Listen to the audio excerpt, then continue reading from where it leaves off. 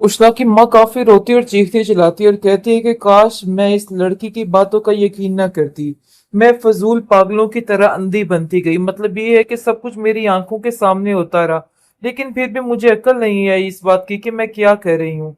मुझे इस बात का बिल्कुल भी यकीन नहीं था कि मेरी बेटी मेरे साथ इतनी घटिया हरकत करेगी। मतलब ये है कि अगर मुझे अंदाजा होता तो मैं कभी भी इस चीज के लिए उसको माफ ना करती।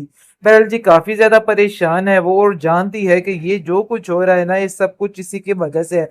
मतलब समीन ने बड़ा कंट्रोल करने की और बड़ा कवर करने की हर चीज को कोशिश की है, लेकिन बेसूद उसके हाथ कुछ नहीं आया। उसको उष्णा ने सिर्फ और सिर्फ जलील ही किया और कहा है कि वो उसके मामले में कभी भी ना बोले। उष्णा जो है अब बहुत ज्यादा पछता रही है और उसको अंदाजा हो गया कि उसने ये क्या कर दिया। अपने हाथों से अपनी हर चीज को तबाह बर्बाद करके रख दिया। उसको ये सब कुछ नहीं करना चाहिए था। समीन को कहती है कि समीन, ये सब कुछ तुम्हारी बददुआओं का नतीजा है। पता नहीं तुम मेरे बारे में क्या क्या सोचती रहती हो और क्या क्या करती रहती हो, जिसकी वजह से नौबत आज यहाँ पे पहुंच गई है। अगर मुझे थोड़ा सा भी अंदाजा होता तो यकीन मानो मैं कभी भी इस तरीके की हरकतें ना करती।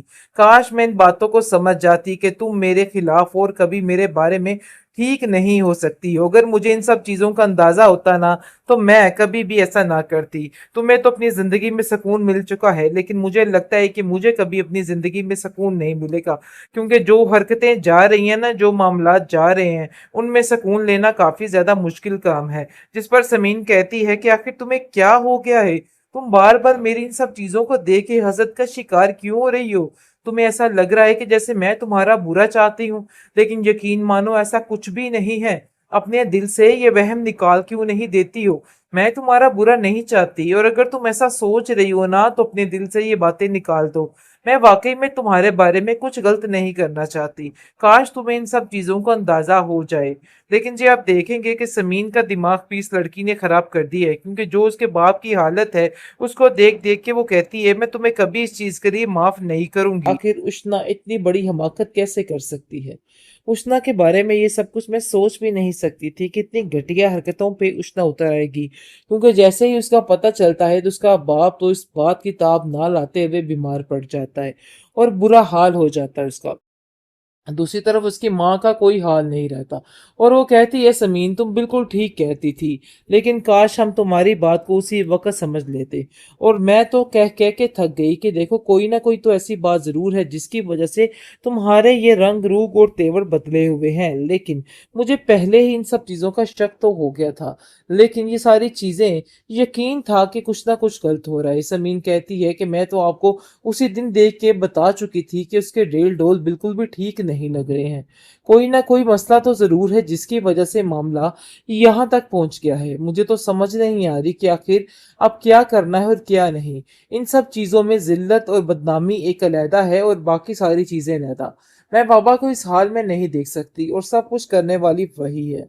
लेकिन इमरान इन सब चीजों को कंट्रोल करने की कोशिश करता है, कहता है हम इस बात की तह तक जाएंगे, क्योंकि मुझे पूरा यकीन है कि उष्णा ये काम नहीं कर सकती। उससे ये काम करवाया गया है, या कोई ना कोई तो ऐसी वजह हुई है जिसकी वजह से ये सब कुछ हुआ है। इतनी बेवकूफ नहीं है वो कि उस किसी के साथ भी ये हरकतें कर सके। मुझे तो समझ नहीं आ रही कि आखिर उसके साथ हुआ क्या है। समीन कहती है कि इन सब चीजों का वक्त नहीं है, अब हमें सिर्फ बाबा की तरफ ध्यान देना होगा, क्योंकि उनकी हालत गैर संजीदा हो चुकी है और वो बहुत ज्यादा बुरे तरीके से परेशान थे, जिसकी वजह से आज उनका ये हाल हुआ। मैं अर्चना को इस चीज के लिए कभी भी माफ नहीं कर सकती हूँ। तो जी जनाब, बुशना जैसे तिड़ रही थी ना समीन के सामने और अपने घर वालों के सामने, उसको अंदाजा हो गया है कि नहीं, वाकई उसकी वजह से हर चीज तबाह बर्बाद होके रह गई है। आपने जैसा कि देखा, समीन ने उसको मना करने की कितनी कोशिश की थी और कहा था कि देखो ये हमारे मामलात इस तरीके से नहीं तय पा सकते। तुम इन बातों की समझने की कोशिश क्यों नहीं कर रही? आखिर कब तक ये सब कुछ होता रहेगा? मुझे तो कुछ समझ नहीं आ रही है। लेकिन जी समीन की बातों को उसने बिल्कुल कूड़ा कचरा समझा और साइड पे कर दिया। उसकी माँ काफी परेशान हो गई और सोचती रह गई कि आखिर मेरी बेटी के साथ ऐसा क्या हो गया है जो वो अभी तक घर वापस नहीं आ सकी। कुछ ना कुछ तो ऐसा हुआ है जिसकी वजह से वो घर वापस नहीं आई है। इस बात को लेके काफी परेशान हो जाती है। वो समीन को कॉल करती है और समीन कहती है क्या फिक्र मत कीजिए, ऐसा कुछ भी नहीं हुआ होगा। टेंशन लेने की कोई बात नहीं, जितनी आप टेंशन लेंगी उतना ही काम खराब होगा। उनको तो पता ही नहीं कि उष्णा की ये वाली चालाकी और ये जुबान उसको किस तरीके से आगे आ गई है, मतलब कि क्या वो समझ रही थी और क्या हो गया है। कमाल जिसके बारे में वो बहुत ही अच्छा सोच रही थी, लेकिन बहुत ज्यादा अफसोस के साथ उसको कहना पड़ रहा है कि सब खत्म हो गया।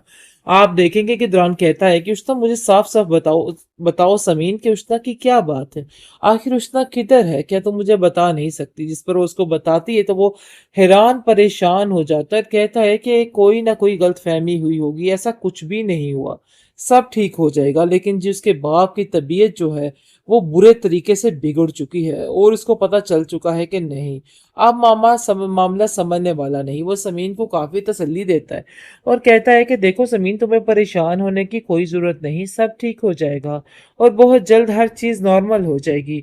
लेकिन पता नहीं क्यों तुम इन बातों को लेकर इतनी परेशान क्यों लग रही हो, आखिर ये सब कुछ क्या है, मैं तुम्हें कैसे बताऊं कि सब कुछ ठीक हो जाएगा।